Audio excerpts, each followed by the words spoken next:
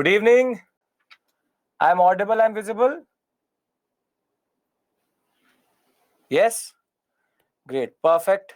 So we'll start in the next 2 to 3 minutes. Good evening to all of you. Good evening, good evening, good evening. Good to see you all again.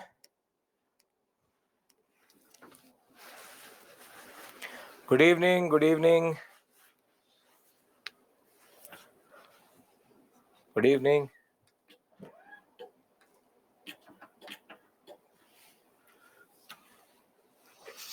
Good evening. Sabha, yes. Good evening. Hello. Kiru, you have to go to the magazine once. I'm good. I hope all of you are doing equally well. Good evening, good evening.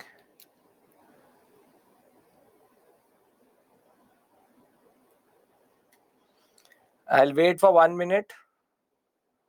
See, today there was no CNA because the Hindu newspaper was not published today. Because first was Labor Day, so thereafter, the next day there is no newspaper. I'm good, Neetu. Good to see you again.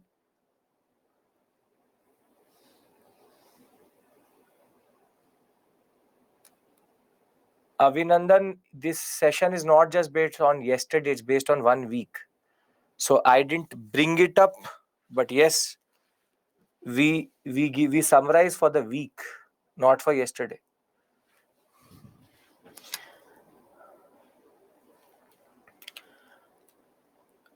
Chani, don't worry. I understand that prelims is very, very near. I understand the nervousness of everybody, but don't have to worry. The last thing which you want to do is to be nervous. I'll wait 1 more minute and then we'll begin.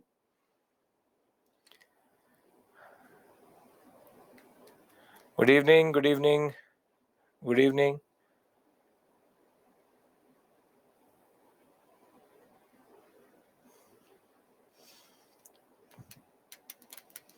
So, the agenda for today is weekly current affairs.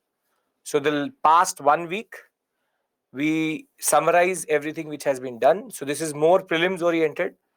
And as you know, on Tuesdays, we have these sessions. On Thursdays, we have the session which are mains oriented.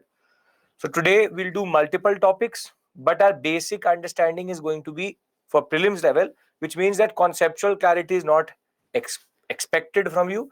But generally, I'll give you that much enough background so that you can write any standard answer, even if they ask you a mains-based question.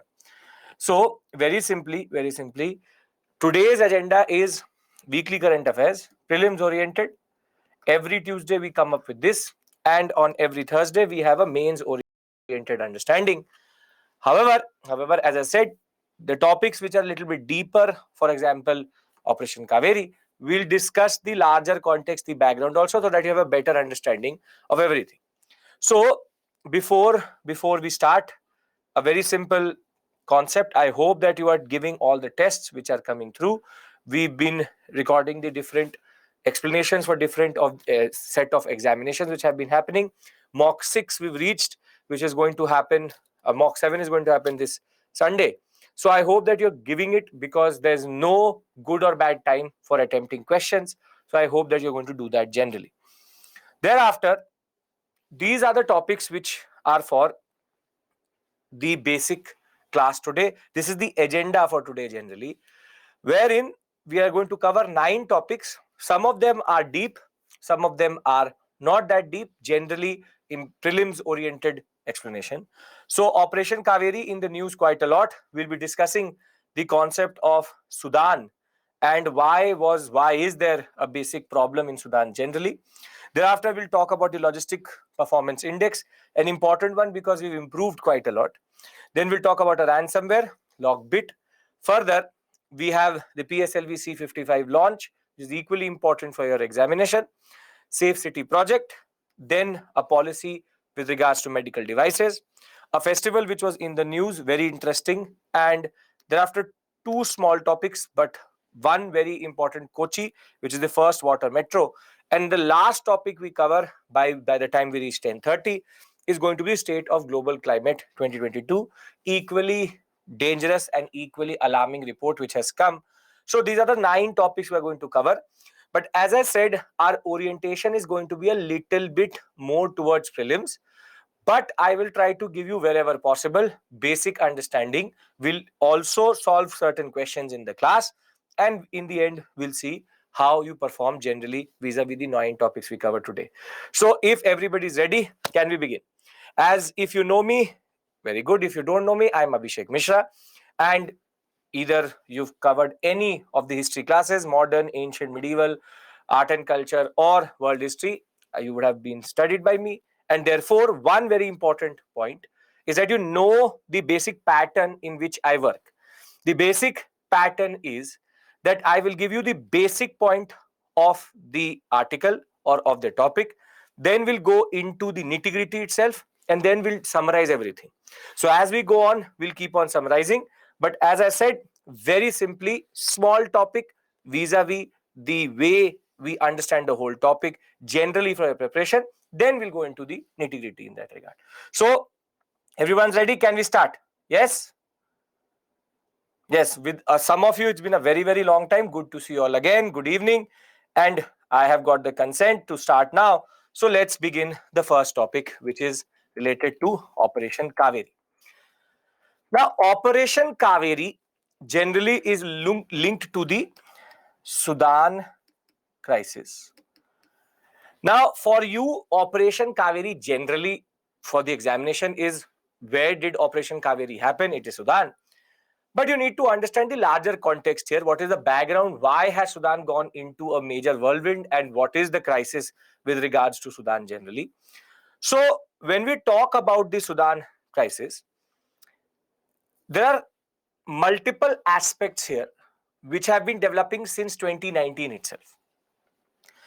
So a basic overview of that story is that for a very long time, close to 30 years, Sudan was ruled by a person called Omar al-Bashir. He's technically a military ruler and he's a dictator, very heavy-handed, known for his genocides. Generally, the people were not happy with Omar al-Bashir. And what is going to happen is that in 2019, there will be an uprising against him and he will be removed. He'll be removed. Now, the point of that whole uprising was democratic transition and democratic government. We're talking, this is when we say Sudan, I mean Sudan, which is not Sudan. So please understand this point. There's no, when I say South Sudan, then it is Sudan.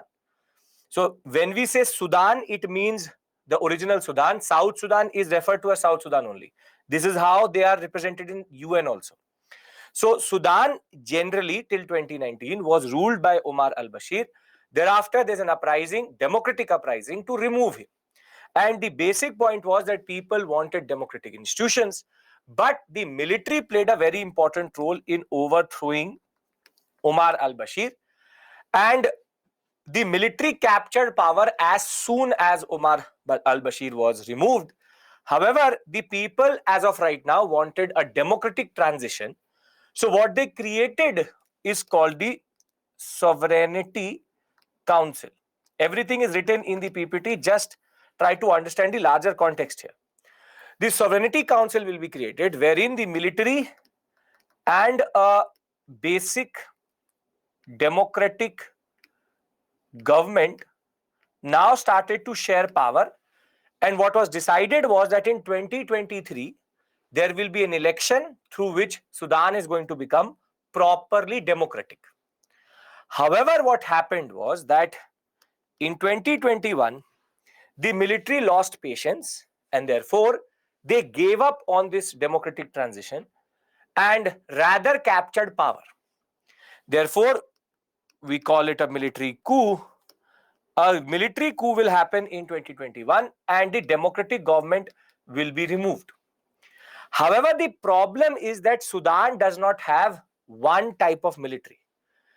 There are two forces which are comprised of the paramilitary force and the military force of Sudan. One is called the SAF and the other one is called the RSF. The SAF means Sudan Armed Forces. On the other hand, RSF is Rapid Special Force. So there are two basic bodies which exist, and the SAF and the RSF together are the ones which did the military coup. However, once the military coup happened, now there's a power struggle between the SAF and the RSF. The SAF is the real army itself. The RSF, the Rapid Special Force, is basically a specific wing within the military itself. It's called a paramilitary wing, which basically supports the SAF, but now it has become a parallel power center. And what has happened recently is, what is the crisis in Sudan is, now these two forces are fighting within themselves to capture power. And the basic question was that when the democratic transition is going to come through, RSF should have got subsumed within the SAF. Therefore, the transition timeline is something which is disputed. SAF said that it should happen within the next 2 years, where RSF said that it should happen in the next 10 years. And what happened was that because the Sudanese forces have access to their basic armed forces and generally the Air Force also, the capital has been bombed multiple times wherever the RSF, what we call as epicenters or political centers are. So as of right now, just understand one thing. The core issue is the power struggle between SAF and RSF. However, there's a much longer history to this concept generally, which is Omar al-Bashir technically being removed in 2019. Thereafter, the Sovereignty Council comes through, wherein the military and the democratic government now share power. In 2021, the military coup happens and the SAF and the RSF capture power, first in line, second in line. However, now there's a power struggle between the SAF and the RSF, who will have the larger control over Sudan, and therefore this is the conflict in which close to 3,000 to 4,000 Indians were trapped within Sudan, and therefore Operation Kaveri is the operation to bring back our diasporic population out of Sudan generally. So before I go into, you can see it as the army and CRPF. Yes, that's a very good example. The simple point of the matter is, there are three basic points here, and then we'll move into the nitty-gritty. First point is very simply the concept of Omar al-Bashir. Second point is the military coup. Third point is the conflict between SAF and RSF. And last but not the least is our population getting what we call as caught up between this crossfire, and there's a need to evacuate them. Do we understand the basic contours of this topic or the basic point of this discussion? Because if you understand the Sudanese issue, you also understand the mains level of this topic generally. So Omar al-Bashir, Sovereignty Council, military coup, thereafter SAF and RSF. So now what we'll do, we'll go into the nitty-gritty of the topic. We'll read it out. Then again, I'll give you a basic summary in the end so that your conceptual clarity is totally done. Okay. So Operation Kaveri is basically to evacuate Indian nationals from the crisis in Sudan. As one of you asked me very simply, the fact is that Sudan and South Sudan are called like this. North Sudan is not called North Sudan. It's basically Sudan, original country. South Sudan, which came out of it, is called South Sudan. So please remember this for the examination. They will never mention North Sudan specifically. Sudan is called Sudan, and therefore with the country which came out is called South Sudan. Now, what is the background? What is the basic issue here? The basic issue is related to the power struggle which happened after Omar al-Bashir, who was a military general, was removed in April of 2019. Thereafter, there was a Sovereignty Council which was created, in which the military and the democratic government were power sharing. And the concept was that we will have elections by the end of 2023.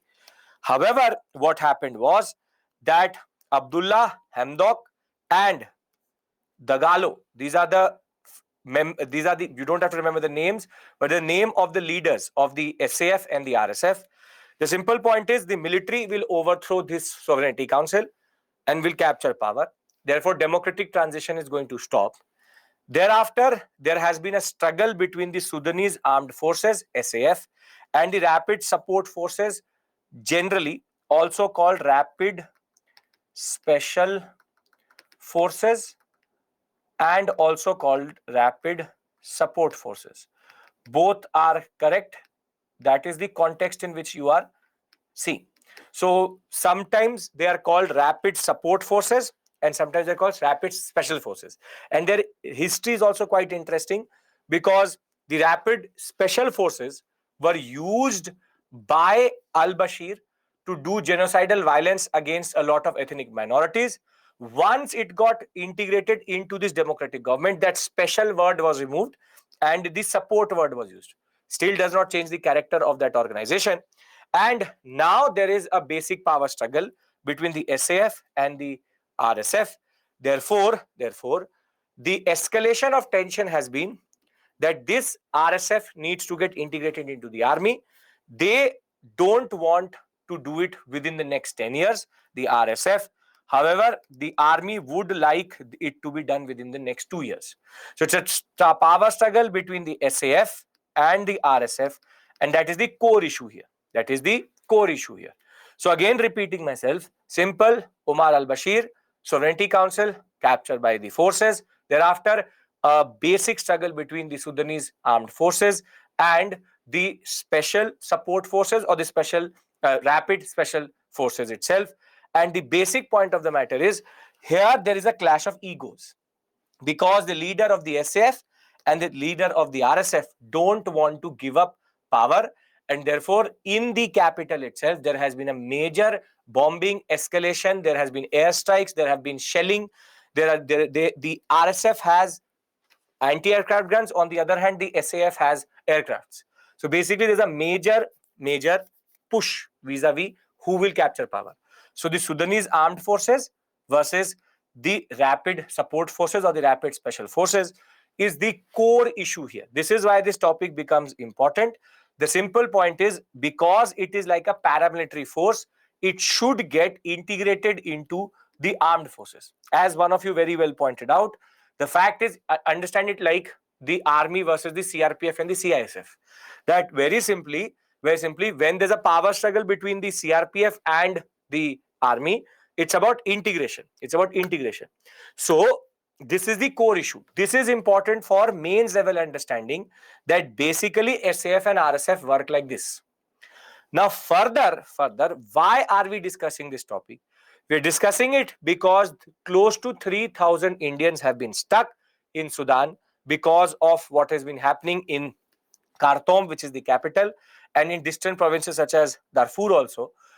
And in that, now you need to know what the Indian Army or the Indian Navy has involved vis-a-vis the equipment.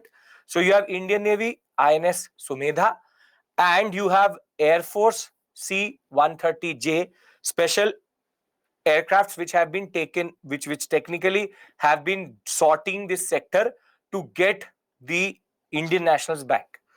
And what is even more interesting is that they have landed on makeshift airstrips because Khartoum, the main Sudanese airport, has been destroyed. So they did it in the night using night vision glasses. So that way, the Air Force has shown that these two C-30J, 130J, one of the best pilots are involved in getting our Indian nationals back. So if you look at the basic way they are trying to evacuate, so INS Sumedha was actually stationed at Port Said in Egypt. Thereafter, it was moved to Port Sudan. Then from Port Sudan, what they're doing is that they're sorting between Sudan and Jeddah. And from Jeddah, they're taking Air India flights to come back to India. So this sector is being controlled by the Indian Air Force, and Port Sudan, the Indian Navy is coming together to make sure that our men and women come back. So very simply, Sudan, Operation Kaveri, SAF versus the RSF.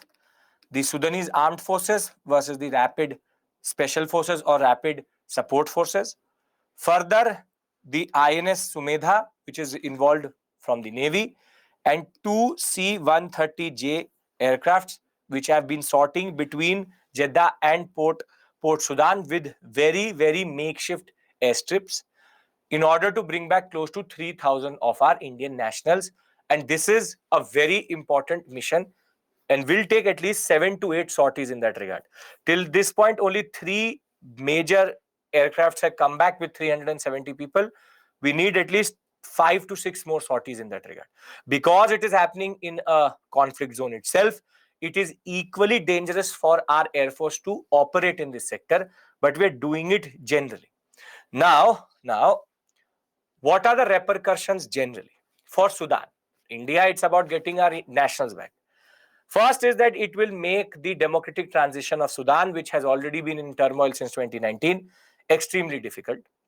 Further, neighboring countries, specifically Egypt and South Sudan, are hoping that it does not spill over into their country. And last but not the least is now there are multiple obstacles for Sudan to become a democratic government because the military coup has derailed the whole process itself. So before I go to the prelims question, let's try to understand the topic holistically. I hope you understand the basic points, right? Repercussions means impact. You understand the basic point of what discussion we had till this point. I'll summarize everything in one slide and then we can move forward, right? So Omar al-Bashir is the person who was ruling Sudan. He will be removed in 2019. Thereafter, a sovereignty council will be created, wherein the military and the democratic government together were power sharing. Concept was that in 2023, they will have an election. However, in 2021, the military captures power from the democratic government, transitional democratic government. Therefore, it becomes a military coup. And thereafter, the two major wings of the military, the Sudanese Armed Forces and the Rapid Support or Special Forces, have been fighting it out that who will capture power. This is the conflict which has become extremely violent recently. Khartoum, which is the capital of Sudan, has gone into turmoil. 3,000 Indian nationals are stuck in Sudan, and Operation Kaveri is to bring them back. Now tell me, is there any issue with regards to this basic topic? Repercussions is obstacle for democratic transition, difficulty, and neighboring countries are feeling the pressure. So I hope that there is no issue with regards to this topic. This is a very important, this Sovereignty Council is very, very important for you because that is the question which can be asked in mains. Basically, India-Sudan relationship and generally how that relationship can go forward. But more than that, now India has to manage which power it should support. And the basic issue is that the Sudanese armed forces say that the rapid support forces should be subsumed within the SAF. However, they want 10-year period. They say that it should only be 2-year period. Done? Can we go to the prelims question? Everybody? Either way, yes, true, Amit. Whoever wins at the end of the day, it is going to be a dictator only. So it's not good for democracy generally because they came out of Omar al-Bashir close to 30 years of military rule. Now they'll again go into somebody capturing power. And this is the problem with democracy. If you've done world history, you would know that democracy is always very fragile. The fragility of democracy is at show here that you can easily capture power within a democratic setup. Yes? Okay. So let's look at this question. It's a difficult one because I've added two more operations. Let's check if you know the basic understanding vis-a-vis the basic, what are the operations which have recently happened. Consider the following pairs. Operation Devi Shakti, Ukraine. Operation Ganga, Afghanistan. Operation Kaveri, Sudan. How many pairs are correctly matched? How many pairs are correctly matched? So I'm going to push the poll to you. Please, I'll give you 30 seconds. Please answer. You have to answer in the poll which is going to come in front of you. Correctly matched, which are the following which are correctly matched? If a dictator comes, then India has to deal with a dictator as a democratic country, which is equally difficult. See, dictators are not good for foreign politics. Remember that. America is not involved in this. This is internal conflict totally. Perfect. Very good. 51% of you have been doing your current affairs right, and 33% and 15%. The catch is that there's only one which is correct, which is Operation Kaveri Sudan. What very simply I've done is I've reversed these two.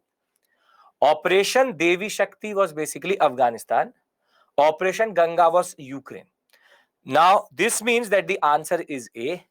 The simple point of the matter is I would like you to learn from this experience. If you knew it, very good, perfect. But if you did not know it, now just learn this understanding that Ganga is related to Ukraine and Devi Shakti is related to Afghanistan. So now for the prelims examination generally, we have Kaveri, so Kaveri, Sudan, KS. You have Devi Shakti, Afghanistan, and you have Ganga, Ukraine. So if you can just make acronyms like this, it will generally help you for your preparation. So I hope this topic is totally clear. You understand the larger international relations concept. This question helps you in understanding what type of question can come in the examination generally. And we are clear with regards to what is an implication for India. It's a developing story. Let us see how things will develop in the larger context. Vis-a-vis Sudan, where does it go? Right? Perfect. Great. Now we go to the second topic, which is equally interesting. Index is generally important for the examination. The Logistics Performance Index. Now, this index for a very long time has been a bane of Indian economy. Bane means it's like a curse, wherein we were never properly in the top 30. We used to hover around the 40 and 50 ranking when it comes to the way India used to perform in this index. Now, this index is significant because it talks about how different nodes of trade happen in India. For example, I'll give you a very simple example. A container ship comes to, for example, Visakhapatnam, or comes to Jawaharlal Nehru Port, or comes to Kandla, any port you want. Now, logistics means how goods and services moves within India. So, coming at a port, once the container is taken off the container ship, that container is destined to go or is designated to go to Haryana. So now, for example, it came at Mangalore. So it has not come in the northern sector, but in the southern sector. So there will be a further connection which will be via trucks or train, in which the container trains or the trucks have to take it to the next major node, which is going to be a major depot with regards to containers, and then last mile connectivity to Haryana. This is called logistics, wherein if on day one it reaches the port, how many days does it take for it to reach Haryana? And if you have a very good system, it can take 5 days, 10 days, maximum an acceptable time period would be 15 days. However, India had a lot of bottlenecks. What are called bottlenecks in the sense, for example, if a container ship used to take off a container, it used to take 30 days for it to just to be loaded on a truck. Then, for example, previously when there was no IGST, every different custom point, it had to pay a certain amount of duty. There was delay in that regard. Further, if it reached a major nodal center, there was no infrastructure to get it offloaded and then unloaded and then loaded again to another boat or ship or any form of transportation, train or truck. So the problem was that if we had the trucks, if we had the trains, then we did not have the corridors. Because, for example, if we have a railway link between Mangalore and Haryana, if we just use basic the passenger tracks, what are called the traffic which goes on the passenger based train track, it will take quite a lot of time. What are called mal gadis, they take quite a lot of time. So you need dedicated corridors so that the movement of the container is much quicker. For example, the trucks are perfect. We have Mercedes trucks, for example. However, the roads are not worth the Mercedes trucks. So you need to have road linkages. You need to have proper dedicated freight corridors when it comes to railways. You need to have proper infrastructure at the ports. All of this together is called logistics. If you don't have good logistics, one Kia car which will reach, for example, at a port which has been imported from any other country, it will take close to 50 to 60 days to reach its destination. Now, this index is the one which gauges the logistical performance or the logistics performance, that how well can we perform on that. And why is this topic so significant for us? Because India has finally broken through into the top 30s, wherein India's rank has improved by 6 places, and we've reached the 38th rank out of the 139 countries which are there. And we were 44th and 54th in 2014-2018. So between 2014 and 9 years now, we have improved quite a lot. What is equally important for you for the examination is that it is developed by the World Bank or the World Bank Group. Now, the prelims oriented topic is this, that you need to know World Bank Logistics Performance Index. But there is much more to this story than just prelims, wherein there are certain indicators on which we take this basic concept of logistics performance. And India has improved on most of them. If you look at it, India has improved on most of them except for 2, which is customs, wherein IGST and generally custom duties on the port itself is a problem. Thereafter, internal movement may be better. And then tracking and tracing, which is that we've all done it. We send something to some place and we keep on tracking it, where has it reached, generally where it is. And that has now become a matter of concern, wherein we don't know where the basic container is for certain periods of time. So Logistics Performance Index, LPI, issued by the World Bank, very simply, India has shown a lot of improvement that way. Singapore is the first in that regard, Finland, Germany, Canada, France. Thereafter, US is also not the first or foremost. China also comes 19th.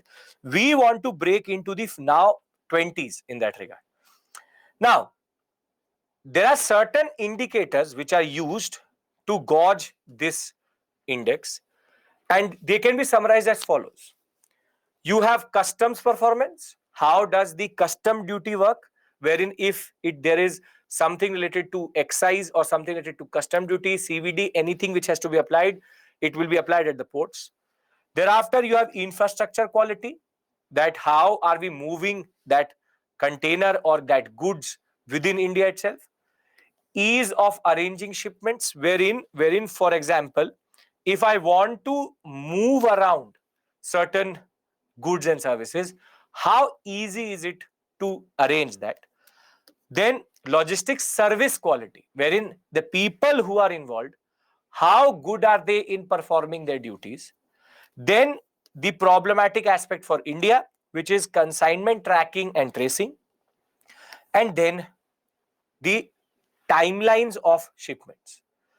However, there's a very significant data which has been given by this index and is related to what is called dwell time. Dwell time, India is among the top 5 in that regard. Dwell time means that, for example, a ship came with multiple containers. I put the container on the port. So now my timer is on. Dwell time is how much time will it take for this container to be loaded on a truck or a train and basically moved out of the port. Same way, for example, we brought in a container. How much time will it take for India to put this container on a container ship? This is called dwell time. How much time does it take for a certain container to be loaded and unloaded in that regard? How much time does it stay in the port itself? And in that, India has shown very good results, because as of right now, the dwell time is 2.6 days, which is quite low. US takes 7 days, Germany takes 10 days. And in Vishakhapatnam, generally because of cargo tracking, it used to take 32 days for loading and unloading. Now it has gone down to 5 days. And the dwell time basically is how much time does a container or vessel spend in a specific port or terminal, amount of time that a container or cargo spends at the port or terminal before being loaded onto a vessel or after being unloaded off a vessel. Now, this is a very encouraging aspect, very, very encouraging aspect about this news, that India is among the top 5 when it comes to how much time does it take for loading and unloading. So this is something which you and me, take for granted in that regard, but it's very significant. 32 days is a very long time. But to bring it down to 2.6 to 2.3 days maximum, it's extremely significant. So dwell time, again I'm repeating myself, is when a container is brought down from the container ship. Now it is in the terminal or in the port. How much time will it sit there before it will be loaded onto a ship, a train, or a truck to be taken to its destination? This is extremely significant in the larger context of this logistics performance index, because at the end of the day, this is somewhere where India has improved quite a lot. So before I go to how have we done it, let's try to summarize what we've done in this topic generally. We've understood that India is 38th rank, Logistics Performance Index, World Bank. Further, India has now broken into the top 30 or top 40 in that regard. Third or fourth rather, India has been improving on certain indicators, but the best indicator it has improved on is dwell time, where it is among the top 5-6 countries, because US also takes 7 days to ship or move a container.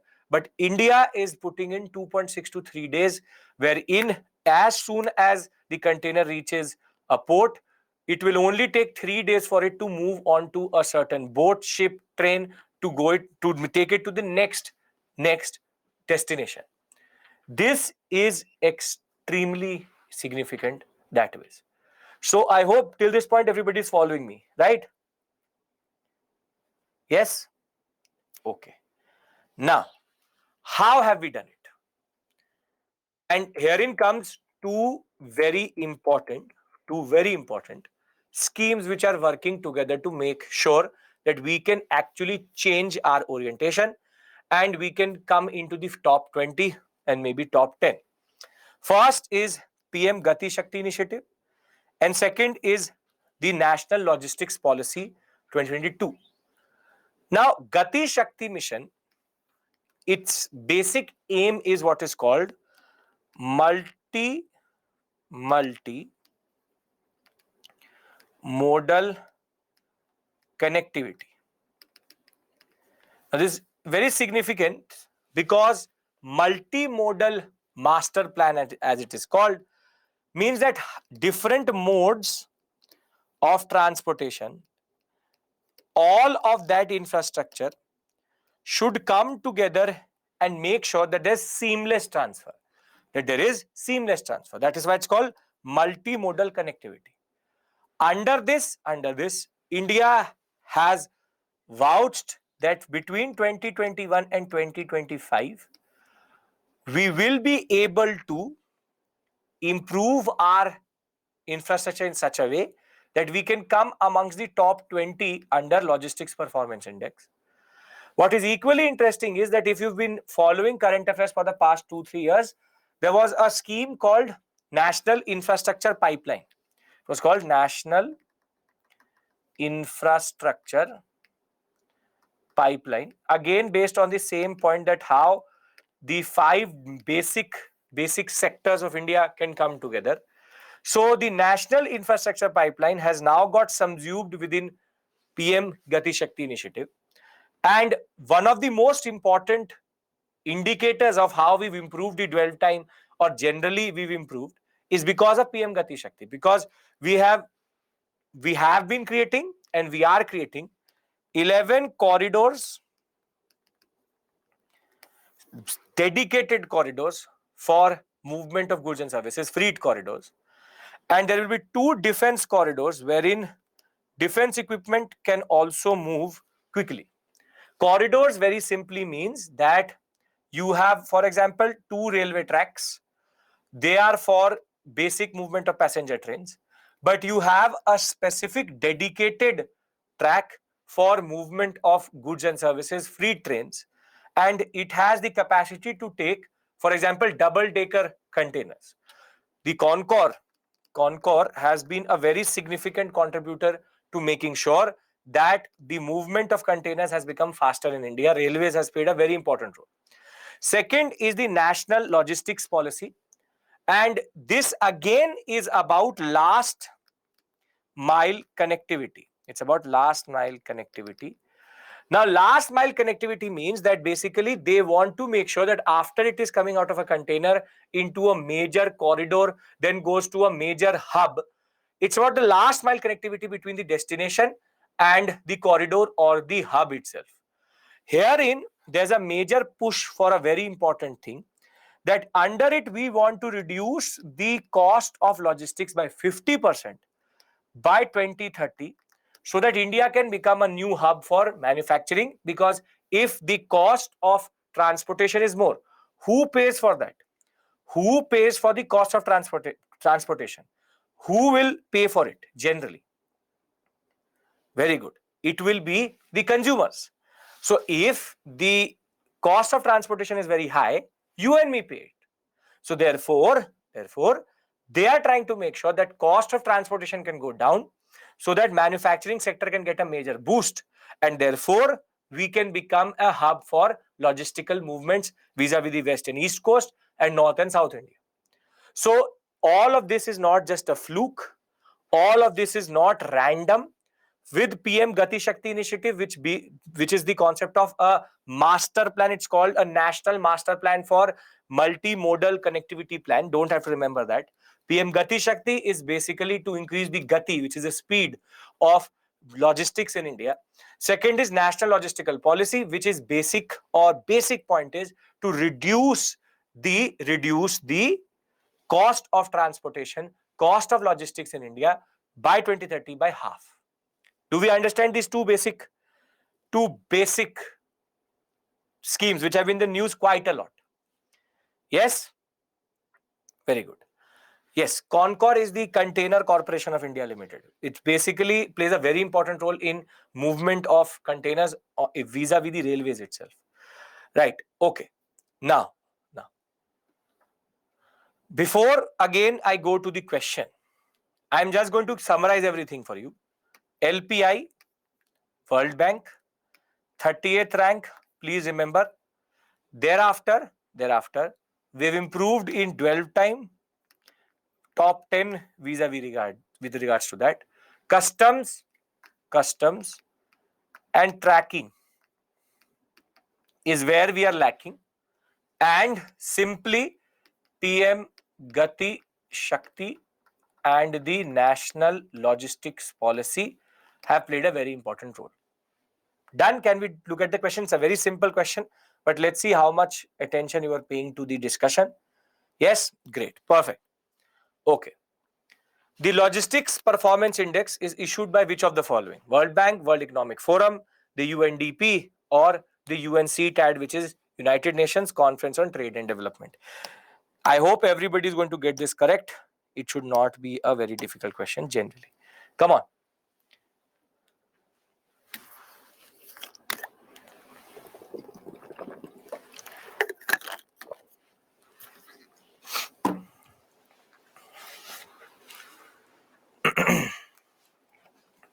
Come on, everybody has to answer. Very easy question.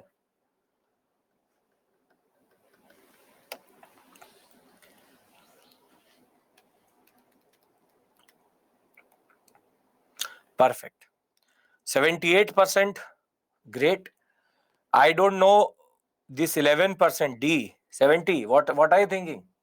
Did I take the name of United Nations Conference on Trade and Development?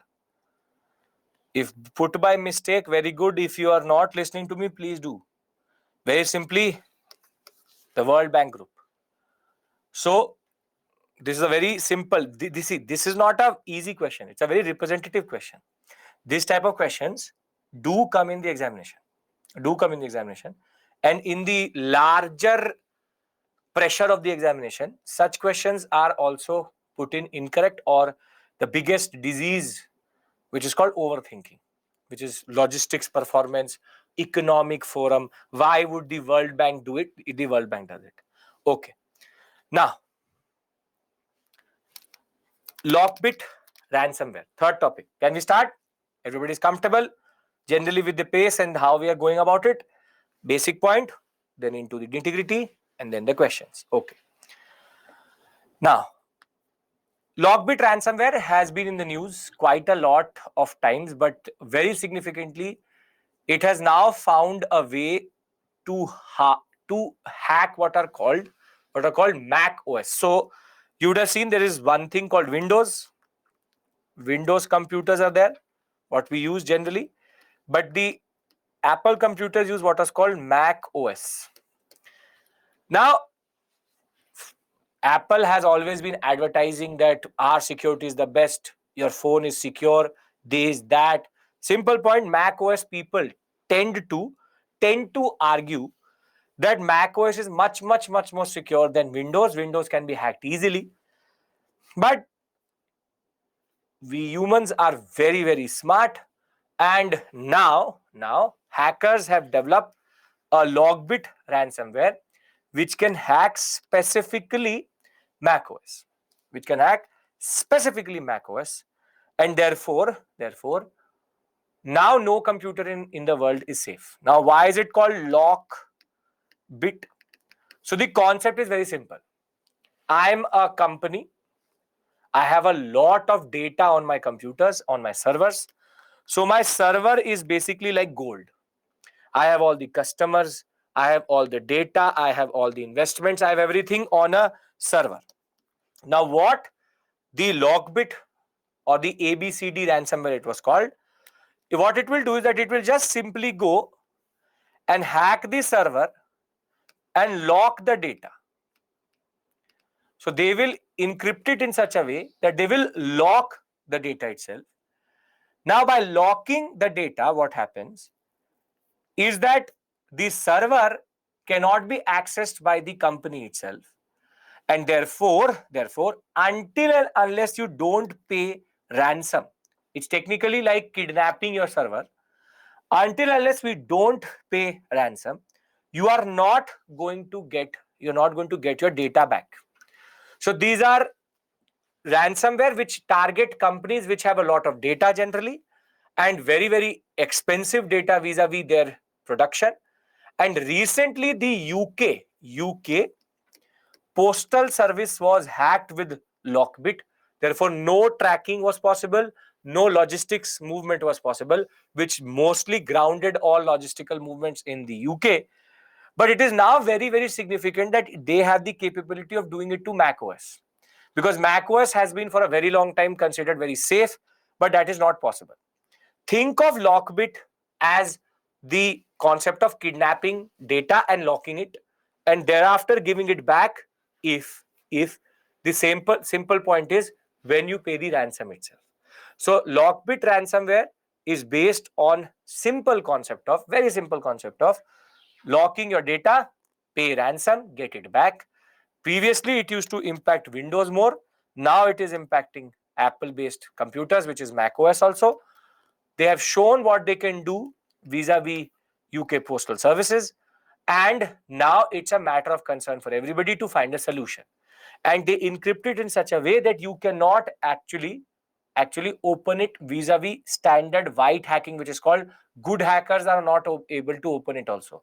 It can be only opened by the person who has put in that what we call as server control or server lock. So the name itself, please understand this, the name itself should be enough to give you in the examination the concept that okay, lockbit ransomware. Sometimes ransomware will not be written. Lockbit is not related to the concept of anything else but cybersecurity.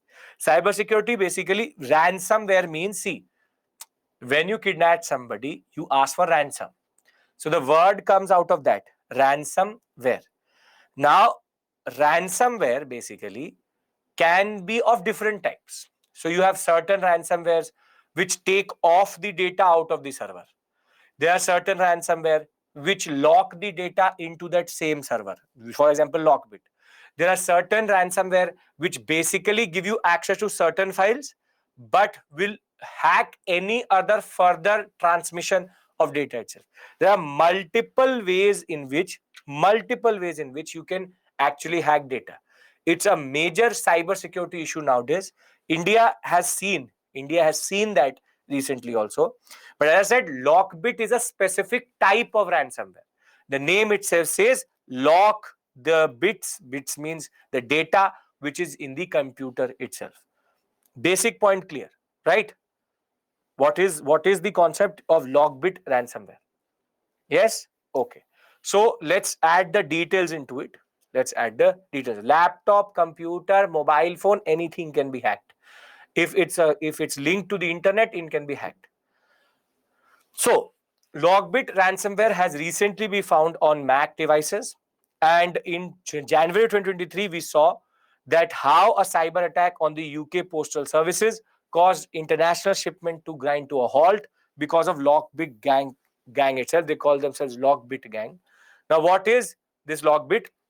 Formerly known as the ABCD ransomware, is a type of a computer virus that enters someone's computer and encrypts important files so that they cannot be accessed. Lockbit is usually used to attack companies and organizations that can afford to pay a lot of money to get their files back.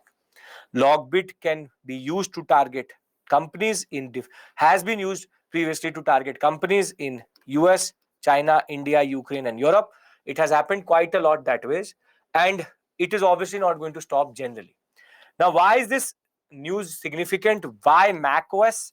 Because now it is going to break this notion that Apple computers are unbreachable or they are safe. The safety of the Apple computers, Apple laptops, the Apple iPhone generally is now under question because macOS has been hacked by Lockbit ransomware. That was something which was previously not possible, but is in the news basically because now we have a whole set of different ransomwares which can attack and take out data out of Mac based servers also. So very simply, again summarizing everything together, first point, Apple software considered very safe, Lockbit ransomware used on that. Lockbit is the concept of a virus which encrypts your data, locks it until unless you pay a certain amount of money, and thereafter when you pay the money they will remove the ransomware or remove the virus itself. Simple point of the matter is it can destroy companies and even governments, because for example, imagine a very simple scenario that Aadhaar data gets locked. AIIMS case was also the same thing. Delhi AIIMS, same thing happened, wherein not Lockbit was used, but another type of ransomware was used which locked the data. Imagine that all Aadhaar data is locked. Will it impact India or not? Obviously it will. It will impact India quite a lot. Imagine every authentication, everything. Everybody's biometric data, everybody's demographic data, everything is locked. And the government of India itself cannot access it. And if then, for example, a ransomware says that you have to pay $1 billion, we have to pay that, because if Aadhaar data gets locked, then that is very, very, very significant. So basically, it's kidnapping your data until unless you don't pay ransom. Right? Okay. Can we go to the question? You can trace them, but there will be multiple locations they will come. Most probably they'll come traced to two countries, Russia or China. North Korea does not have the capability of doing all these things. Most probably Chinese. Most probably Chinese. But when China itself gets impacted with it, so it can be Russia also. Nowadays, it's coming from some African countries, also Nigeria and all. But Logbit is too sophisticated to come out of Nigeria. They can't get food onto their plates. How will they get something like this developed? It needs a lot of resources that way. Pakistan, don't give credit to Pakistan so much. They're not that smart. If they were so smart, they would actually have not destroyed their economy. So giving Pakistan credit is basically a disrespect to these hackers in that regard. Then most probably Chinese. Most probably Chinese. Pakistan does not have the capacity. Okay. The term Logbit, which was recently in the news, is related to cybersecurity, money laundering, submarine technology, radar guidance systems.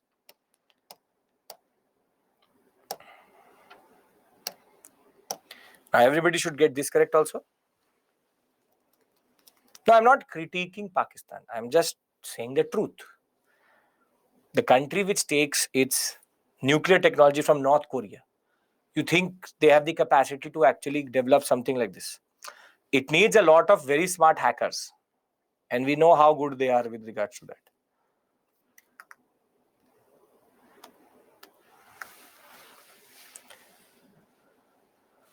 Okay.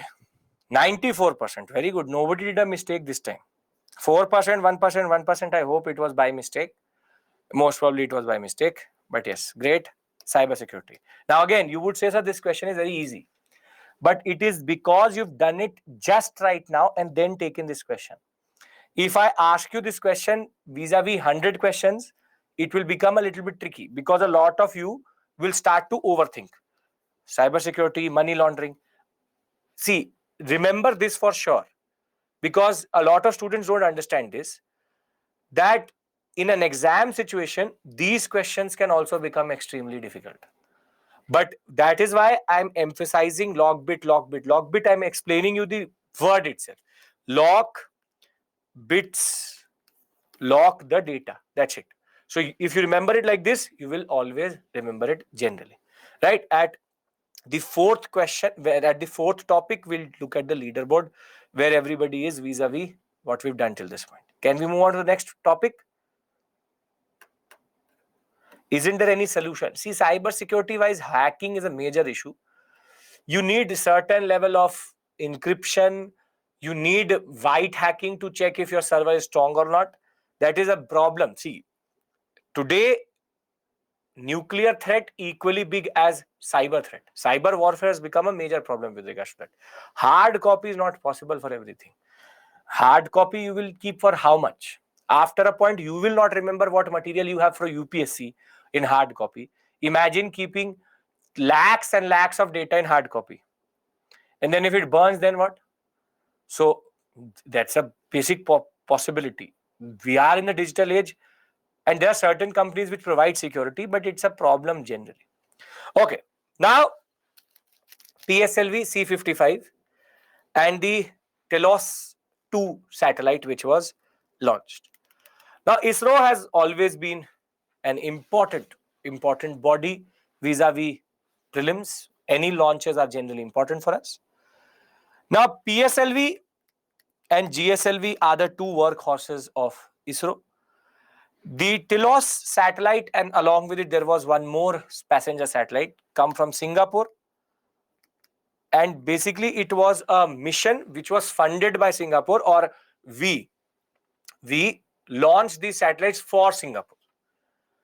Now there are two basic aspects which are important for this discussion.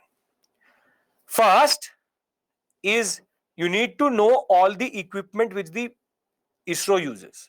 So you need to know the difference between PSLV, GSLV. You need to know the different configurations of PSLV. and GSLV. And then there is this data related to this concept of satellites and which country is involved.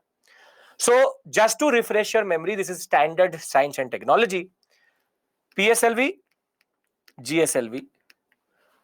So polar satellite launch vehicle, geosynchronous satellite launch vehicle. The SSLV, ASLV, keep it aside right now. Two major launch. These are the two which are generally used. PSLV has three configurations. One is called PSLV standalone, which is called core only, in which you will have 4 stages: solid, liquid, solid, liquid. Thereafter, there's one more configuration which is called the PSLV generally. It's not called core only, PSLV generally, and that is core plus 2 strap-on boosters. And then you have PSLV XL. It's called PSLV XL, in which you have core plus 4 strap-on boosters. So you would have seen, for example, boosters, that there's the rocket, and then the rocket has certain boosters attached to it. This is called strap-on booster. Wherein the concept is very simple. When it is only the rocket, it is called core only. When it is plus 2 strap-ons, it becomes the PSLV generally, and then it is called PSLV XL, which is strap-on plus 4 strap-ons plus core. Now, basic, remember, it is solid, liquid, solid, liquid, solid, liquid. So the way the fuel is used, first solid stage, then liquid stage, then again solid stage, and then liquid stage. PSLV can't launch more than 2 tons. Generally, it can't do. PSLV does not have the capacity or the input thrust to go and put in something into even low Earth orbit, or basically into geostationary orbit vis-a-vis 2 tons and above. So mostly 1800, 1900 kgs, it max out in that regard. Now, the next most important series of rockets is GSLV. GSLV, Geosynchronous Launch Vehicle. This is very unique because it is 3 stages. 3 stages: solid, liquid, and cryogenic. Cryogenic basically is a stage in which very cold oxygen and hydrogen are put into the engine. That is like cryo. Cryo means very cold. Cryogenic engine. And this has the capacity to go over 2 tons up till 4 tons. And GSLV also comes in certain configurations. For example, you have GSLV Mark II and you have GSLV Mark III. The difference is in the cryogenic engine. Very simply, cryogenic means very, very cold. So the engine has 2 chambers in which liquid hydrogen and liquid oxygen, kept at minus 300 degrees Celsius, they are mixed together to increase what we call as to combust in the combustion chamber. So they are burnt together, and then comes the input thrust itself. So GSLV Mark II and Mark III, the difference is in the cryogenic engine. Herein, the cryogenic stage of GSLV Mark II is C20. It's called the C20 engine. This was developed with Russia, and it's not an indigenously developed cryogenic engine. However, Mark III is the most interesting and most important because it has what is called the C25 engine, which is basically developed with India itself. With India itself. It's not Mark. Mark is a unit of speed. That not known. Mark. Now, just to give you some visual referencing, I have this with me. So a lot of you are very excited that I was not saying, for example, SLV and ASLV. You have SLV, satellite launch vehicle, very small, 40 kgs it can take. All solid stages are there. can go to low Earth orbit, maximum 2000 kilometers. Thereafter, you have ASLV, but again, it has 150 kgs. These are not used nowadays, very, very low capacity that is. Thereafter, we have PSLV, GSLV Mark II, and GSLV Mark III. You have PSLV XL, wherein you have the core, then 1, 2, 3, 4, 4 strap-on boosters can take 1800 kgs, solid liquid. Thereafter, GSLV is the big dog in that regard, wherein 2000 and 4000 kgs. Therein, there are 4 stages here. There are only 3 stages: solid, liquid, cryogenic. Cryogenic, the difference between GSLV Mark II and 3 is in the configuration of the engine, which is the cryogenic stage. The solid, liquid, cryogenic. Here cryogenic, it is C25. Here it is C20, and it says here C25. Basically, this was not indigenously developed. This was indigenously developed within India itself. So, very simply, obviously, this is all static, which I'm telling you. I hope that you know this basically, that there are certain configurations in which the rockets are there. PSLV, GSLV. PSLV comes in core only, core plus 2, core plus 4. GSLV comes in Mark II and Mark III. Very simply, it is based on the concept of what are the engines, what is the configuration. So if you know it, very good. If you didn't know it, this is the static portion of this area. So I hope that you can understand it. Anything over 2 tons is most probably GSLV territory. Now, less than 2 tons is PSLV. PSLV is the most commonly used that ways. They're the most commonly used. Right? Are we clear with regards to the static portion? When I say solid liquid, when I say 4 stages, when I say 3 stages, when I say the concept of, I hope you know the difference between polar and geosynchronous, or what is called geosynchronous orbit, polar orbit, or for example, the concept of geostationary orbit. I hope you understand that. No, yes, no, no, no, yes, no. 1 minute it will take. See, 3 orbits are there. 3 major orbits are there. One is called LEO, low Earth orbit, which is very close to the Earth's orbit generally, come maximum 2000 kilometers. Thereafter, we have geosynchronous orbit and we have geostationary orbit. Geosynchronous, geostationary, and in a way, geosynchronous and polar are the same thing. What is the difference? See, there are 2 ways you can put in a satellite. One is LEO. LEO, the satellite moves very quickly because it is very close to the Earth's orbit. If it is going to go on quickly, will the age of the satellite increase or decrease? If it is very fast moving around the Earth's orbit, it will decrease. It will lose its basic life that way. So the two best satellite orbits are geosynchronous or polar. What does it mean? See, it means very simply, for example, I'll give you an example here. See, you have the Earth.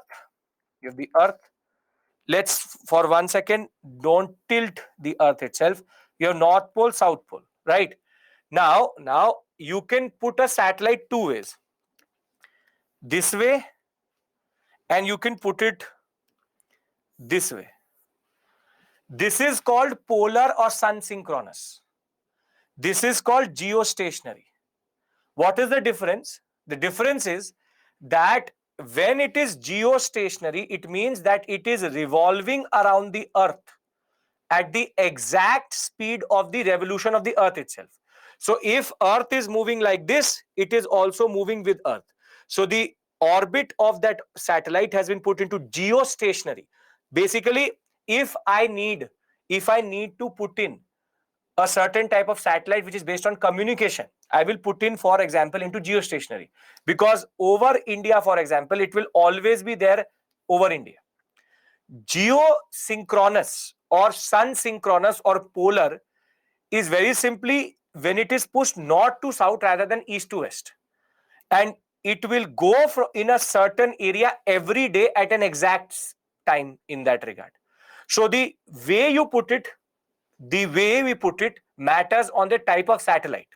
So telecommunication satellites, GPS data, or any satellite which is related to very simply telecommunications, it is pushed into geostationary. On the other hand, for example, if you need a remote sensing satellite that I have to image the forests in India at one particular time. So I will use a sun synchronous because it will cross over that area every day at exactly the same time. So if it is going like this, it is called polar. If it is going like this, it is called geostationary. Clear, everyone? This is the easiest I can make it. Right? Okay. Perfect.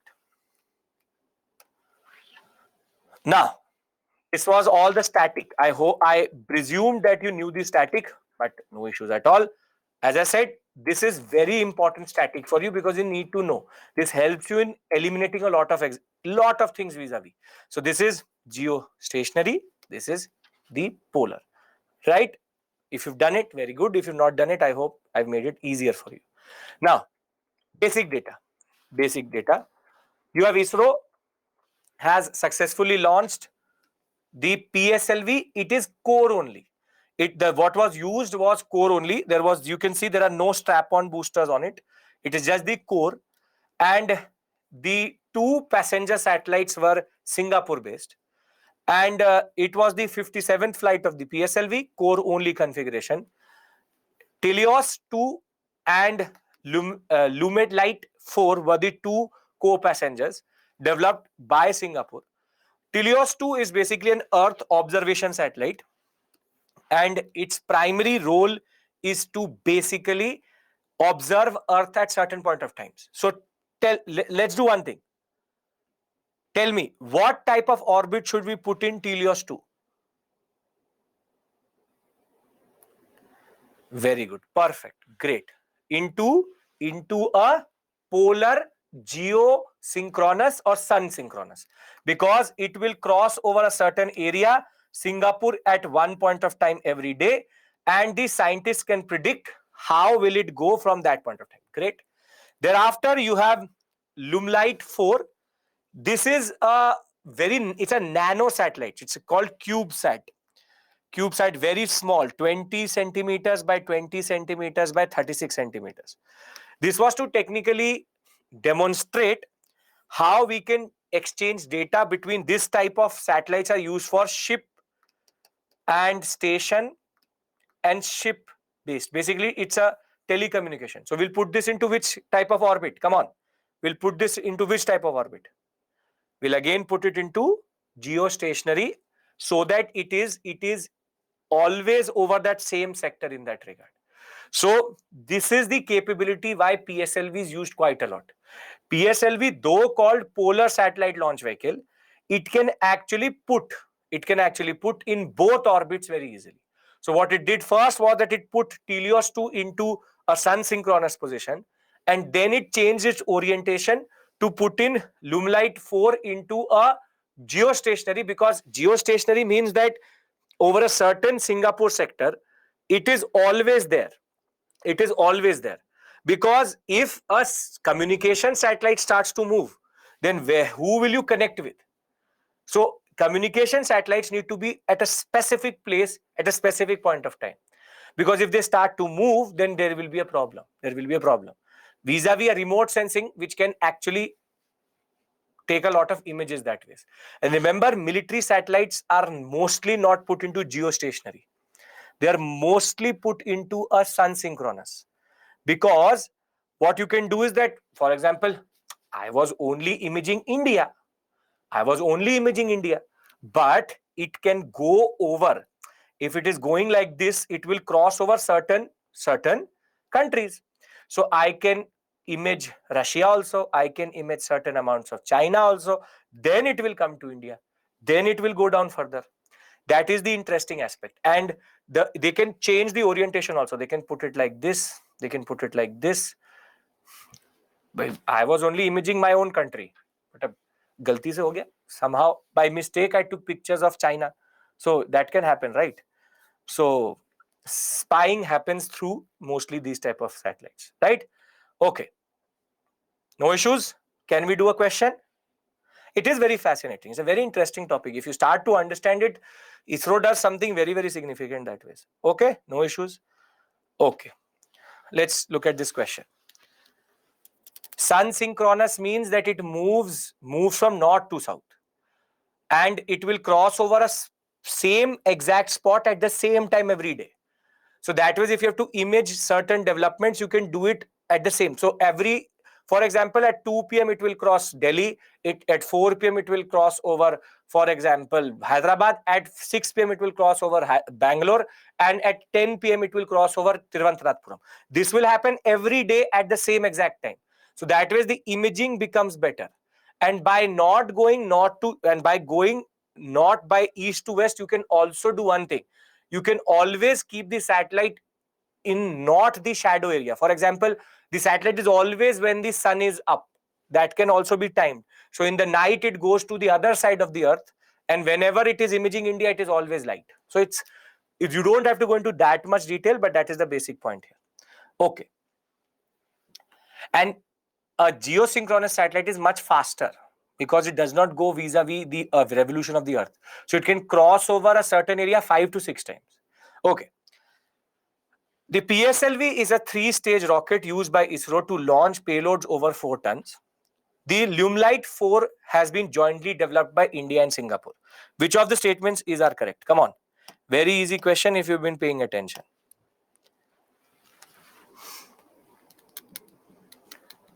Come on, come on, come on.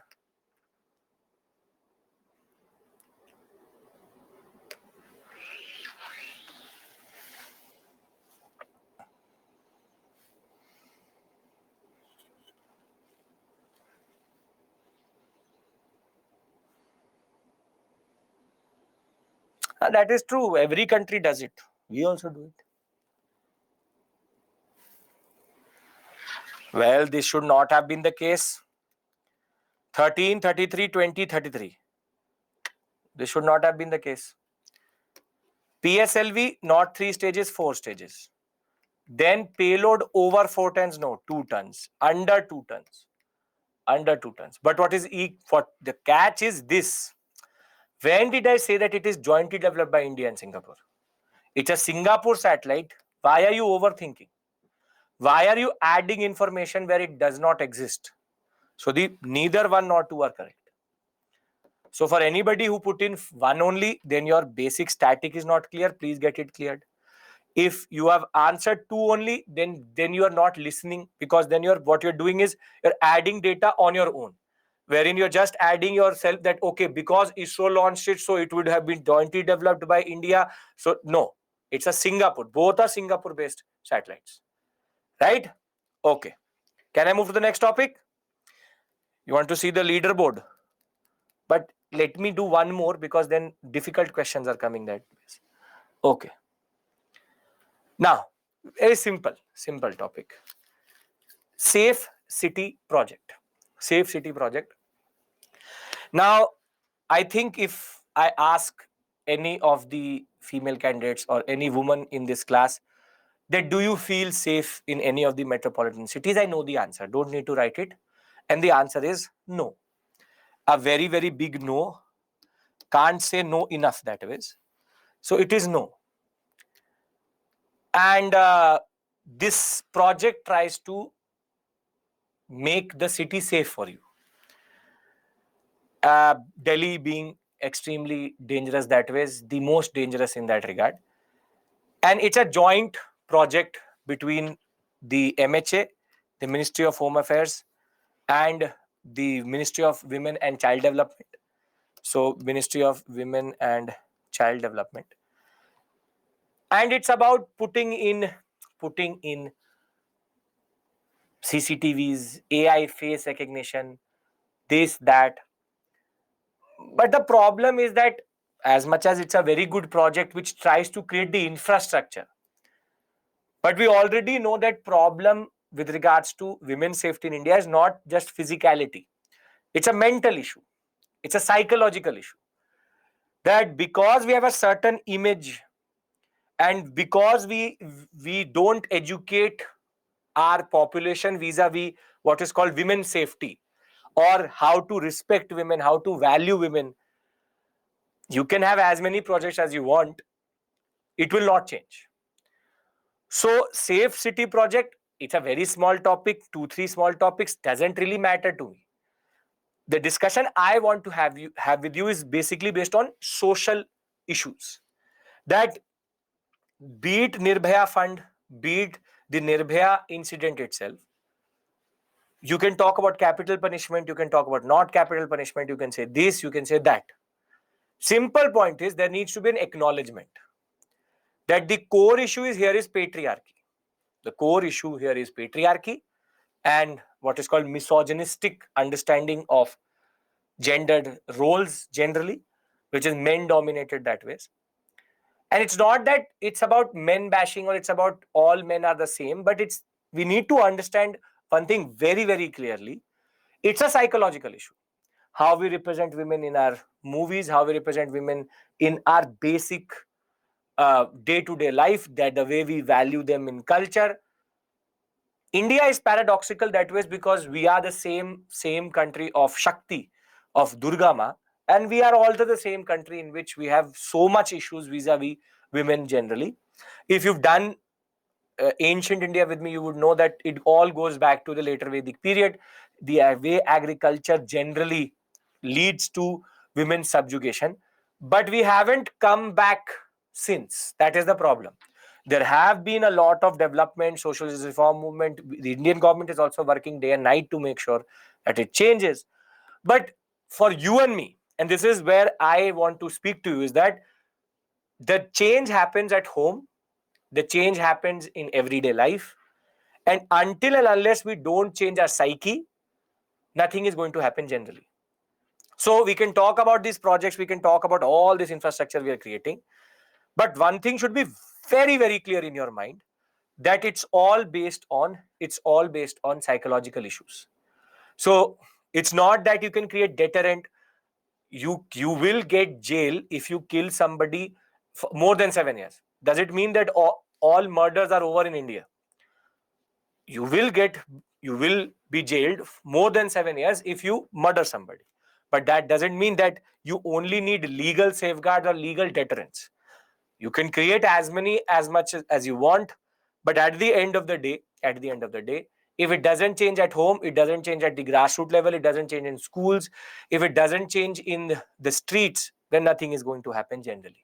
So this is a basic lesson vis-a-vis social issues. Whenever there is a essay or generally question when it comes to GS paper 1, please make sure that you emphasize on the psychological aspect of women's safety, because we can create as much infrastructure as possible. Once it happens, then there's no point tracking it down. It's about making sure it doesn't happen only. So it's about creating a certain environment in which we don't do what we are doing as of right now, right? So I hope we all can agree to this basic aspect, that there's a psychological aspect here, and if that is clear, then there's nothing really here except for the two ministries which are involved and what is the concept here. So Delhi has implemented, much needed that ways, the Safe City project, which aims for better security for citizens, specifically women. And the Safe City project has been started by the Ministry of Home Affairs in collaboration with Ministry of Women and Child Development under the Nirbhaya Fund, in creating safe, secure, and empowering the environment for women, girls in the public space. It will be implemented in Delhi, Mumbai, Chennai, Kolkata, Hyderabad, Ahmedabad, Lucknow, Bangalore, basically all major cities, metros in that regard. Now, other than this, what is the basic idea? CCTV camera, command and control center, video analytics, AI, machine learning, facial recognition, standard things. 60/40 is the way central government and state is going to share the money. But again, the problem is that will it be effective is a question mark, is a very, very big question mark. And let's hope that maybe next time when I teach this topic and there's another city which has added it, there's some change which is tangible more than just hypothetical. So it's a good project that ways. Maybe it's trying to create a certain type of understanding, certain infrastructure that ways. But let's see, as the future of India, as future IS officers and IFS officers, IPS officers, I hope that we all can change our understanding itself generally. And that is the way India changes. And that is the way this is all obviously going to get resolved in the larger context of our existence in India. Right? So unfortunately, we need such and certain projects like this. But let's see. Let's see how good it is implemented that way. Can I do a question on this topic? Now, very small topics, not very heavy. Heavier topics are done. Right? Okay. The Safe Cities project was recently in the news, was launched by Ministry of Home Affairs, Ministry of Finance, Ministry of Women Child Development, Urban Affairs or Urban Development, Home Affairs and Niti Aayog, Home Affairs and Women and Child Development. Again, all of this to check if you're actually listening to me when I'm in class. Come on, everybody. Everybody has to answer after this leaderboard.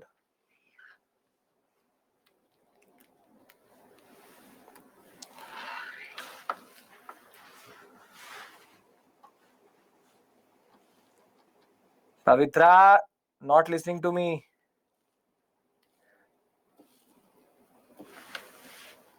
Vivek, also not listening to me. 81%, very good, perfect. MHA and Ministry of Women and Child Development. More concerned about this 10%. Women, Child Development, Urban Development. But why D? Why D? It's a fact. I didn't choose that these two ministries are involved. I'm not making this up. 6, 10, 3, 81. It is D because it was started by these two ministries. The government of India chose these two ministries. And why D? There's no explanation for that. Home Affairs, Finance, it can't be generally. Women and Urban Affairs, because you think it's a safe city. That is why I added this option itself. Niti Aayog and Home Affairs, not possible. And I've been discussing it for the past 10 minutes. So I am giving you this data time and again. MHA, Women Child Development. So the answer to why is because the government of India liked it that way. Okay. You want leaderboard? Very good. So you have Annie, Anshika, two Anshikas together, Shiva, Uday, Anushka, Tenzin, Varsha, Prerna, Nutan, Dilip, Rani, Nazla, Akanksha, Vipin, Vedanta, Nasmi, Abhishek, Indra, you have Gomti and Bankit. There are more people. I can only see their names this much only. So ironically, all the Gumnami Babas of the class, because none of them have asked me a question till this point. So they are very quietly listening to me and answering. So no issues with regards to that. Can we move on? See, there's a certain number of names I can see. So whatever came in front of me, I read it out. If your name was not there, if you are first, congratulations. But still, long way to go that way. Okay. Bhagya, it would be there. First 20 to 30 it is showing me. If not there, no issues. If you are 5 out of 5, great, perfect. Okay. 40, see, doesn't matter. It's not a game. It's just that you need to understand the core issue. That's it. Okay. Now,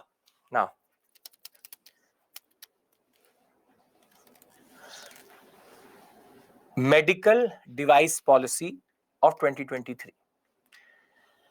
Now, this is a significant development with regards to how this sector needs to develop. See, India is a very important sector vis-a-vis medical tourism. As it is, we have a major population which does not have access to primary and secondary healthcare at one point of time. If they have access to primary, they don't have secondary or tertiary. Primary would mean that at the district level, secondary and tertiary means specialty and super specialty. So from a district hospital to a state-based hospital to an AIIMS. AIIMS is tertiary level. Now, very simply, the medical policy is about creating the infrastructure or the right ecosystem which is there for medical technology to come to India. So it's about private-public partnership. It is about right ecosystem, and it's also about creating the right infrastructural setup so that India can become what we call as a major, what we call as a hub for national medical devices. Now, what do you mean by medical devices? For example, BP machine, you have sugar machines, you have CT scan machines, you have MRI machines. So from the smallest to the biggest, there's a lot of infrastructure which is needed for medical devices. Now, what is important is that this topic is not actually prelims but more towards mains, wherein what you have to remember is that the cabinet has given an approval for national medical devices policy 2023. Now, this is where you have to understand and learn that it is going to create a roadmap for the right medical devices through, for example, access, universality, affordability, quality, patent centered, quality care, preventive and promotive health, security, research, innovation, and skilled manpower. Big words. But what is more important for you is these basic points. What are the basic tenets which have been pushed by by the by the government? As I said, medical devices, any device which is used in medicine. So you have a lot of machines. Simplest example you would have seen, we used in COVID-19 that SpO2 machine which we used to have on our fingers. Have you seen that? You would use it for sure. Oximeter, yes, oximeter. Sold like anything, initially at thousands, now at pennies. The basic point of the matter is oximeter is a very good example of a pulse oximeter, very good example of a medical device. Smallest device, biggest device could be an MRI machine, that is. So the medical device policy, it creates a certain infrastructure which can create a hub in India vis-a-vis medical devices. So the first thing which it introduces is single window clearance.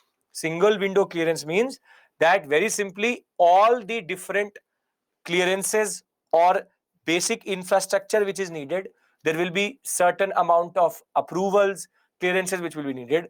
They will create a single window clearance system so that they go to that website, and at that website they apply for it, and India can then push the manufacturing sector into this area because you get clearances very quickly.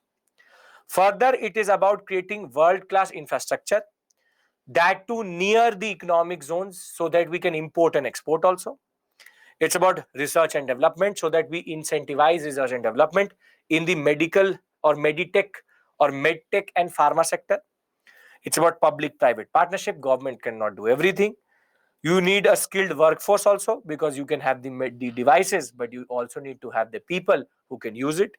And more than that, Export Promotion Council. India has the potentiality to replace China when it comes to these basic concepts, and India needs to make sure that Export Council or export itself is supported easily through these basic concepts and basic policies.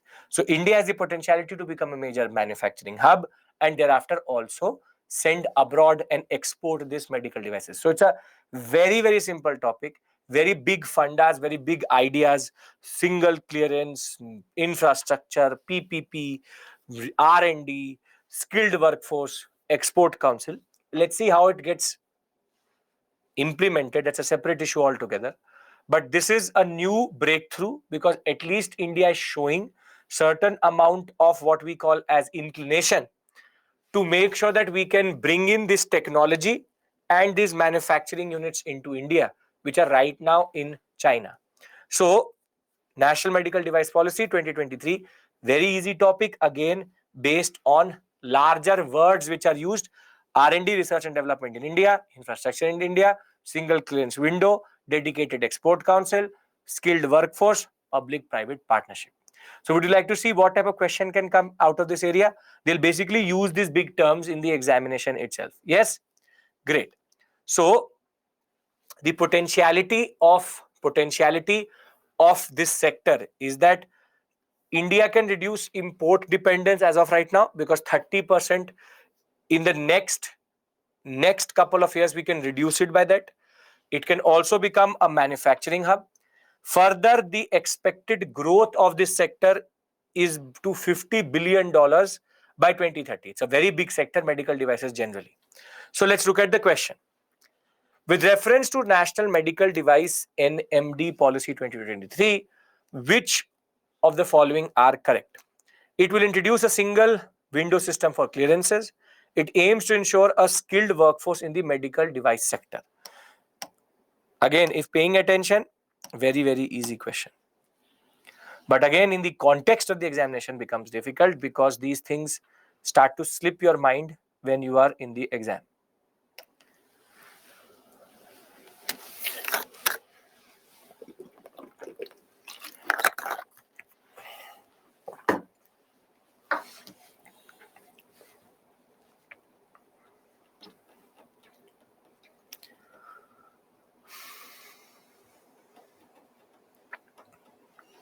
%81 perfect. Both the statements are correct. 793, please pay attention. Both are correct. Answer is C. Yes, it will create single window clearances. You can see here only. And thereafter, skilled workforce. This is how you actually put in the question. This is how they make the question. They straight away pick up the PIB data, PIB publication they will pick up. This is made out of PIB, Press Information Bureau. So will they go pick up and just put in the statements. Single window clearance system means that all clearances, all approvals in one website itself. You don't have to go to each and every ministry or ministry website that way. Okay. Joydeep, I think Priya, this should be clear. It's about one place to get all clearances. Okay. Now, 3 small topics, very simple, very straightforward topics. One is called the Pushkaralu festival. This is very specific to Varanasi and the Telugu speaking population of Varanasi. And the Pushkaralu festival, art and culture, current affairs, is very significant because it celebrates all the 12 major rivers of India. So it's a festival which is done every 12 years, and it worships, or there is a worshipping of the 12 sacred rivers. So the word 12 and 12 is very important.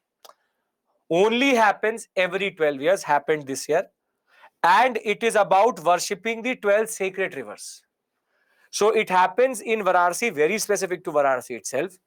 River Ganga, Yamuna, Godavari, Krishna, Kaveri, Bhima, Tapti, Narmada, Saraswati, Tungabhadra, Sindhu, and Paranhita rather, are the 12 rivers which are actually worshipped in this. And it is a 12-day festival done by the Telugu people in Varanasi. So 12, 12, 12, 12. 12 years, 12 rivers, 12 days. So Pushkaralu festival, I hope you can, in that regard, remember 12, 12, 12. Every 12 years it is done, 12 rivers, and thereafter 12 days festival by the Telugu speaking population in Varanasi. And that is the basic point you need to know about this festival. Very simple. 12, 12, 12. Every 12 years. So it will happen now after 12 years. Then it is a 12-day festival about the 12 rivers which are important in India. Yes, clear? Very simple. It's not like a Kumbh festival. It's not about taking the sacred bath. It's about worshipping these rivers in that regard. So let's do this question. With reference to the Pushkaralu festival, which was recently in the news, consider the following statements.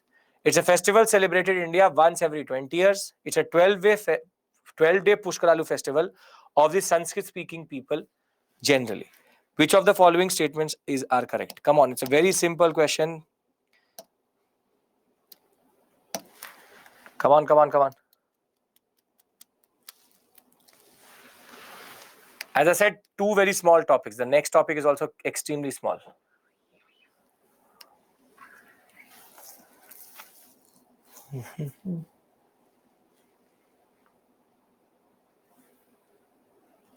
Rajeshwari, I'll show you that slide, don't worry.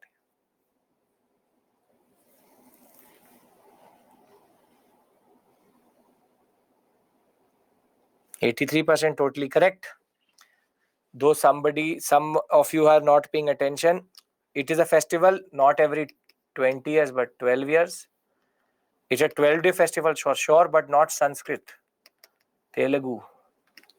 Some of you wanted the name of the rivers, though don't waste your time learning them because that's already too much to remember. So, Ganga, Yamuna, Godavari, Krishna, Kaveri, Bhima, Tapti, Narmada, Saraswati, Tungabhadra, Sindhu and Paranhita. Telugu people, Varanasi, 12 days. Very easy, simple topic. Festivals in the news, but this is once festival, which most probably by the time this is going to happen again, you should be in service, having completed at least 10 years of service. Okay. A Brahmaputra should have been added. It should not have been added. They do it. They have their own understanding. This is the 12 they've chosen. That way they should have to all the rivers. But simple point of the matter is, it was in the news because it happened after 12 years for the first time. Right? So 12 years, 12 years, 12 years, 12 years. 12 rivers, 12 days, 12 years. Right. Okay. Now, very simple question. India's first water metro, where has it started? It has started in Kochi, Kerala. Further, what is the concept? See, Kochi, it's a coastal sector. So you have Kochi metro, but last mile connectivity is a problem. For example, how can you reach? Somebody written Sikkim. Srishti, water metro in Sikkim would not make sense. So India's first water metro, Kochi, because there are smaller what are called islands which need to get connected. So very simply, first water metro is in Kochi as a form of last mile connectivity. So you can take a water ferry, which is like a metro, to reach the metro station, which will take you to a certain place. So it's a very simple concept. That the Prime Minister has inaugurated in Kochi waters, what is called the water metro, first of its kind public boat service, which is integrated to the metro rail network. And the concept is that these ships will ply and take you to the metro station, and they will thereafter you can use the metro, and then again you can use a boat to go to your destination. In a coastal sector, it actually makes sense because the land-based metro will have limited understanding and limited capacity. So this is a major game changer because it creates precedence. This ship itself has been built by the Kochi shipyard, and it's a hybrid. Basically, it is electric, but also has a diesel engine so that if the electricity or the charge goes away, and this can create precedence for a lot of coastal cities in that regard. So it's a project which values close to 447 crores, does not matter to you. Kochi Metro Rail Corporation has done it with the assistance of a German funding agency, KfW, and it will basically create a certain network of ships which can connect the 10 islands which are near Kochi. And it will be using these called electric hybrid boats in that regard. You don't have to remember the routes of the metro. You don't have to. It's called Kochi Metro, and it's a metro which is not underwater. For example, there is this coastal town. You have metro links like this, but I have smaller islands. These ships will ply so that you can get connected to the metro itself. See, in Delhi, everything can be on land. But in Kochi, where there are multiple rivers, multiple backwaters, you need certain ships which can take you to the metro station.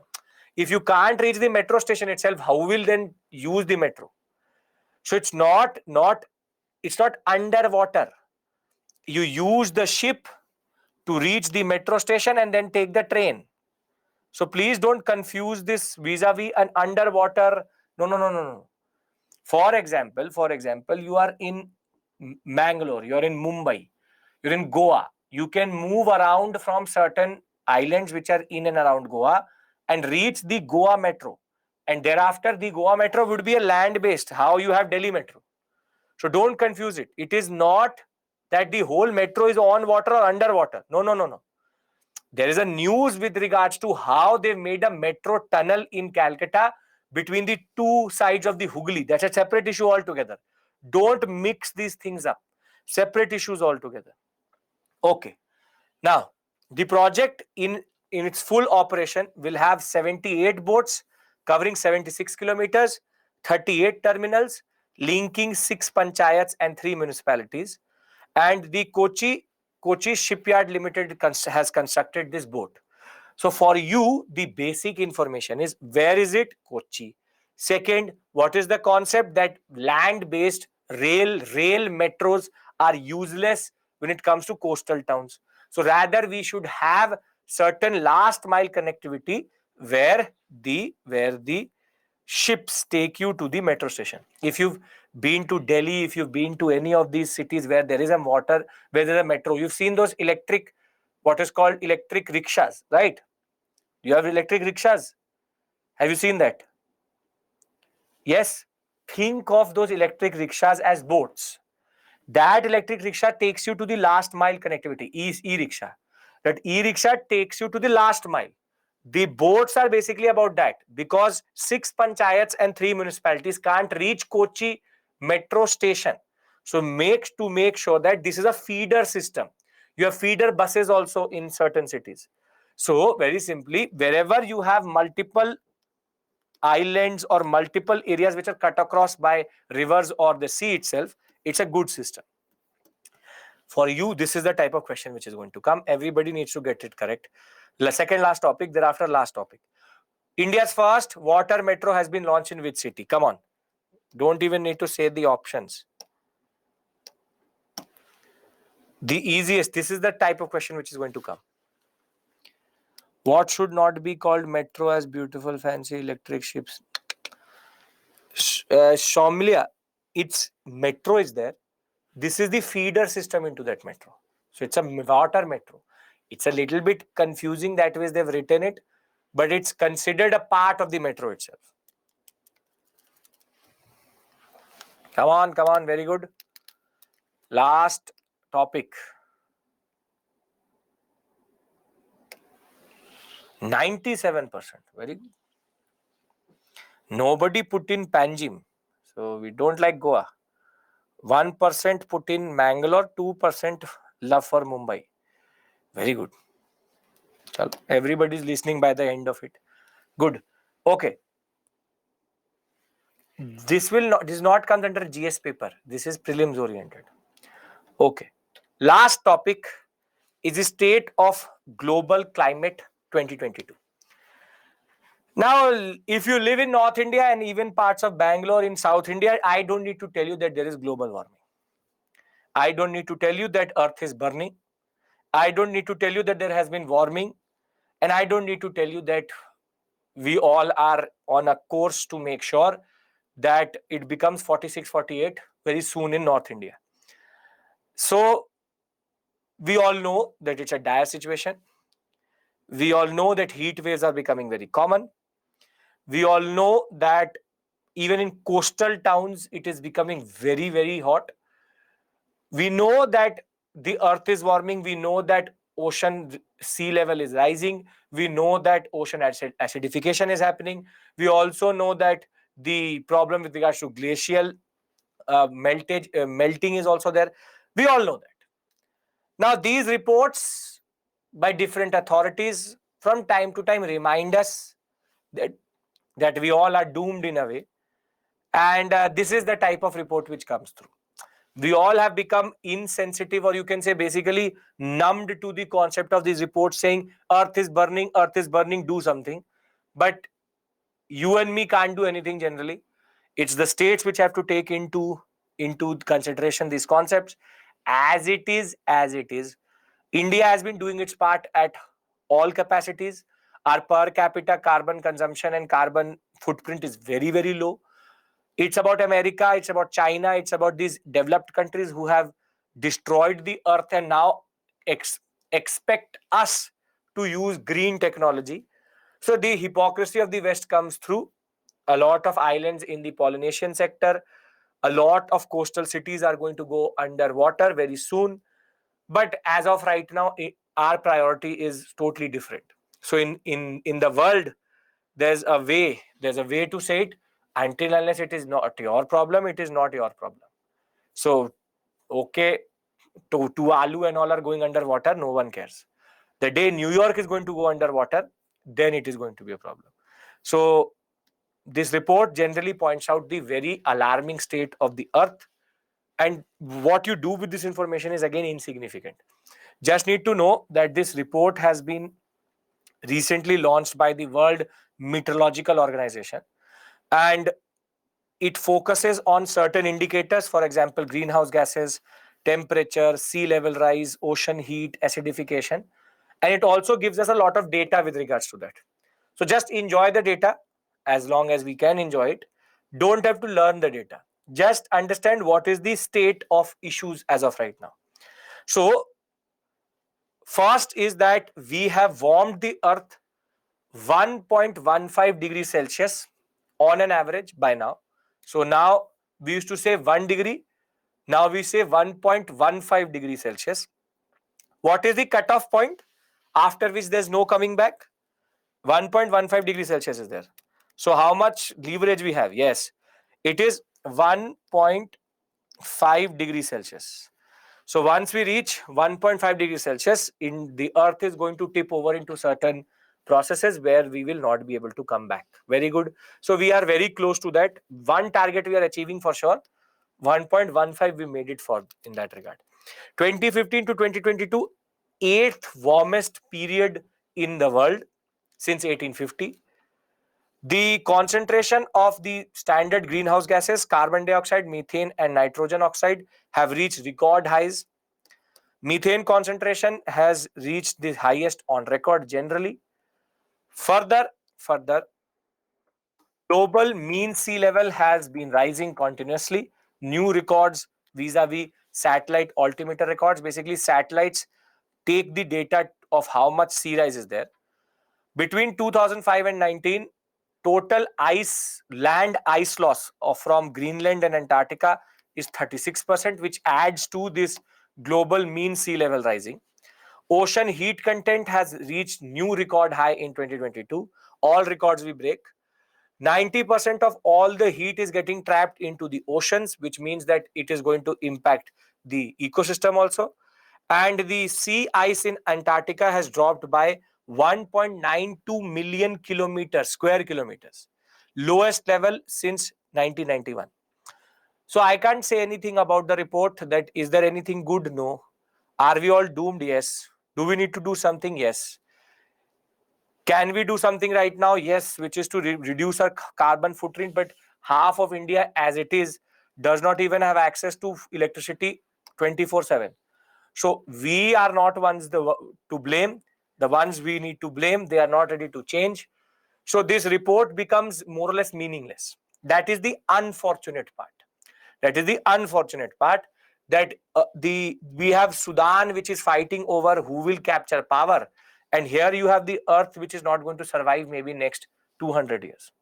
So before I do the question for this topic and end the session, rather I'll take the question and then I'll summarize all the topics for you. Can we discuss the question and then we can summarize everything what we've done today? Yes? Okay. The State of Global Climate 2022 was released by which of the following? UNFCCC, IPCC, WMO, UNDP. I'm not telling you the full forms. Let's go with that and see. Let's understand. Can you figure it out? Can you fight? Can you see it? I'll show you the leaderboard. I'll summarize everything and then we can break for today.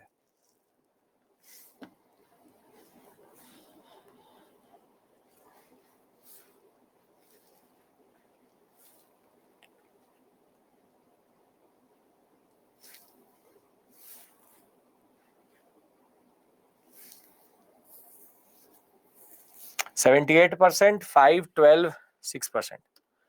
World Meteorological Organization, Intergovernmental Panel on Climate Change, United Nations Framework Convention on Climate Change, United Nations Development Program. Done? Okay. So I'll show you the leaderboard, then we can summarize everything. So I think Anshika, new Anshika has come. Annie, Anshika, Shiva, Uday, Anushka, Tenzin, Varsha, Prerna, Dilip, Rani, Nazla, Akanksha, Vipin, Abhishek, Indra, Bankit, Bhavan, Purvi, Uzma. Okay.